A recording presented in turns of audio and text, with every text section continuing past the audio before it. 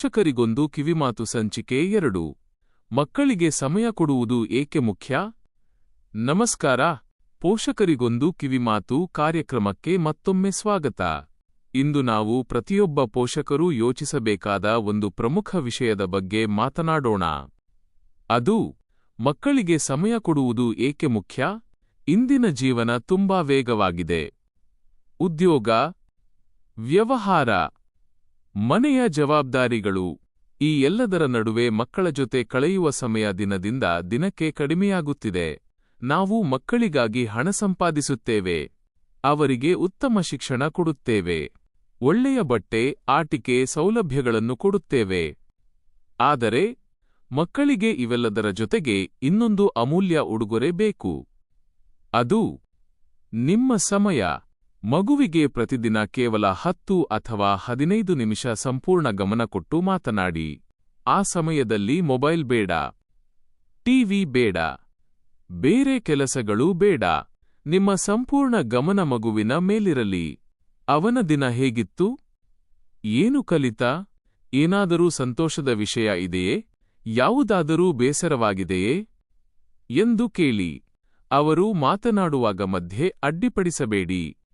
ಮೊದಲು ಕೇಳಿ, ನಂತರ ಅರ್ಥಮಾಡಿಕೊಳ್ಳಿ, ಆಮೇಲೆ ಸಲಹೆ ನೀಡಿ.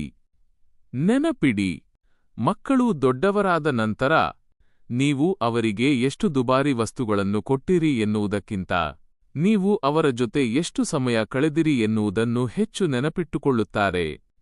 ಮಕ್ಕಳ ಜೊತೆ ಆಟವಾಡಿ, ಒಟ್ಟಿಗೆ ಊಟ ಮಾಡಿ, ಒಂದು ಕಥೆ ಹೇಳಿ, ಒಂದು ಪುಸ್ತಕ ಓದಿ, ಒಂದು ಸಣ್ಣ ನಡಿಗೆ ಹೋಗಿ. ಈ ಕ್ಷಣಗಳೇ ಅವರ ಬಾಲ್ಯದ ಅತ್ಯಂತ ಅಮೂಲ್ಯ ನೆನಪುಗಳಾಗುತ್ತವೆ. ಒಬ್ಬ ಮಗುವಿಗೆ ಆತ್ಮವಿಶ್ವಾಸ ಬೆಳೆಯಲು ಅದರ ಹಿಂದೆ ಹೆಚ್ಚಾಗಿ ಇರುವುದು ಪೋಷಕರ ಪ್ರೀತಿ ಮತ್ತು ಸಮಯ. ಇಂದೇ ಒಂದು ನಿರ್ಧಾರ ಮಾಡಿ. ಪ್ರತಿದಿನ ಕನಿಷ್ಠ 15 ನಿಮಿಷ ನಿಮ್ಮ ಮಗುವಿಗಾಗಿ ಮಾತ್ರ ಮೀಸಲಿಡಿ. ಈ ಚಿಕ್ಕ ಬದಲಾವಣೆ ನಿಮ್ಮ ಮಗುವಿನ ಜೀವನದಲ್ಲಿ ದೊಡ್ಡ ಬದಲಾವಣೆಯನ್ನು ತರಬಹುದು. ಇಂದಿನ ಕಿವಿಮಾತು ಇಷ್ಟೇ.